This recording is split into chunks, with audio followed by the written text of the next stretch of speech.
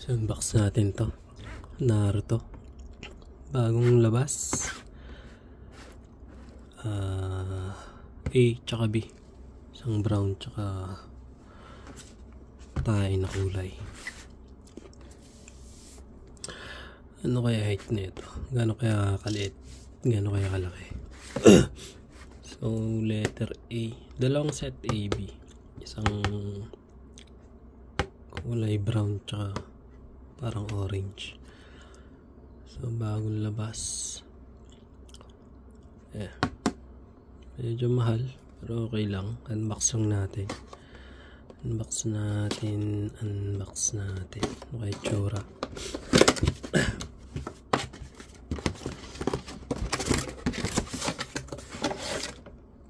Kung okay naman. Ramdam ko maganda. Pero mas okay kung medyo malaki ng konti.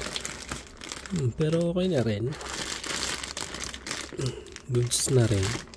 Pwede. Buksan natin. Ngayon natin yung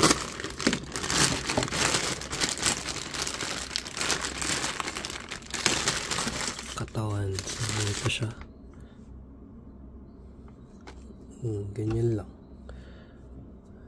Parang ano lang. Pero ang ganda. Ang ganda ng details. Pero mas gaganda to kung sa mga magagaling mag-repaint. Yan. Lalong gaganda yan.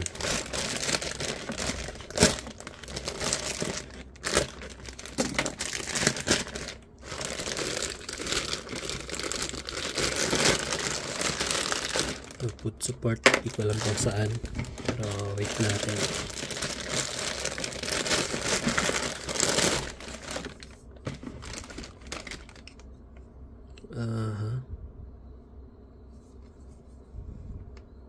Kaya to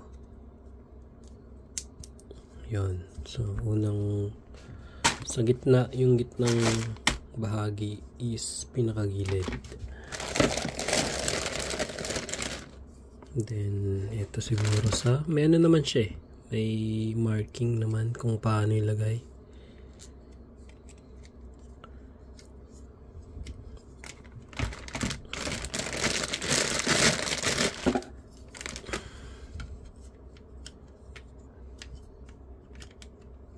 Yun. So, paano ba? Paano bang step by step nito? So...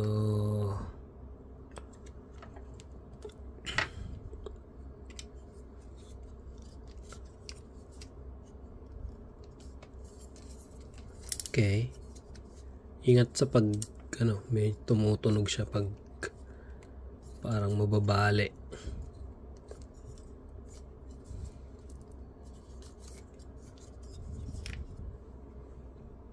Ganyan siya. Tama naman, kaso ang problema. Naririnig niyo yung tunog. Parang may crack.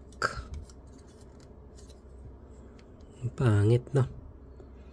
Pangit lang kasi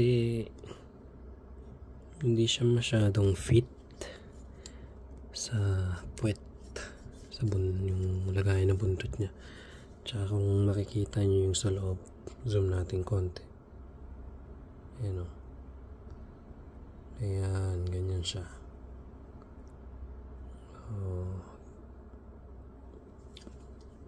Tapos yung sa puwetan niya, no? Yan, ganyan. Pero kung ano lang naman, pan-display, okay lang, maganda. Panalo na rin. So, mas maganda kung i-repaint. Ayan, ganyan lang siya. Ayan. Pwede na. So, try nating ilagay sa pwesto ni Naruto. Yun, hindi ako makatawid. Madaming kalat.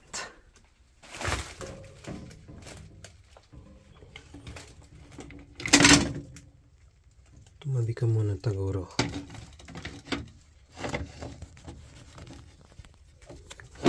naman siya. Natin si Taguro. Yun natin si